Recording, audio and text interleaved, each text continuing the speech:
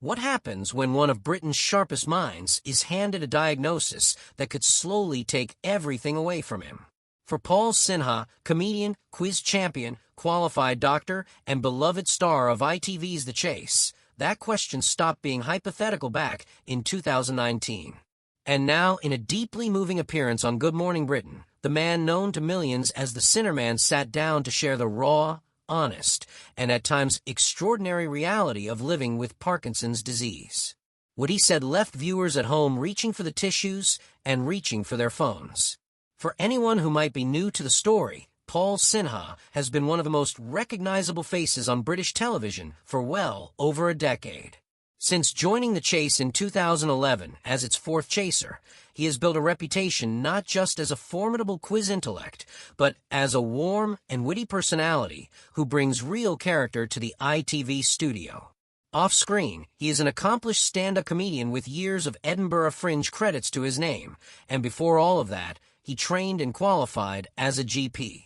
In short, Paul Sinha is a man of remarkable talent, which is exactly what made his Parkinson's diagnosis in May 2019, at just 49 years old, so utterly shocking to fans and industry insiders alike.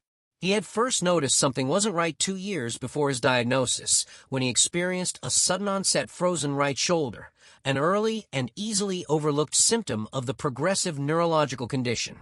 Being a doctor himself, Paul had already begun to deduce that his symptoms were pointing toward Parkinson's before doctors eventually confirmed it. That clinical self-awareness didn't make the news any easier to process, but it did shape how he chose to respond, openly, publicly, and with extraordinary courage. Appearing on Good Morning Britain, the 55-year-old opened up about how his diagnosis has fundamentally transformed his career and revealed that a stand-up show at the Edinburgh Fringe Festival, titled To Sinha Lifetime, would tackle the experience head-on. "I do lots of jokes about it," he told the hosts. "It's as simple as that." That one line speaks volumes about Paul's entire approach to his illness.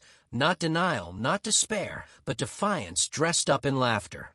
But make no mistake, the reality behind those jokes is genuinely difficult. Paul has spoken openly about no longer being able to drive or dance, two freedoms that many of us take entirely for granted. He has been candid about the fact that life will only get tougher for him over time, but says he is determined to push back against the stereotypes people hold about those living with Parkinson's. "I want people to know that I am not vanishing," he has said.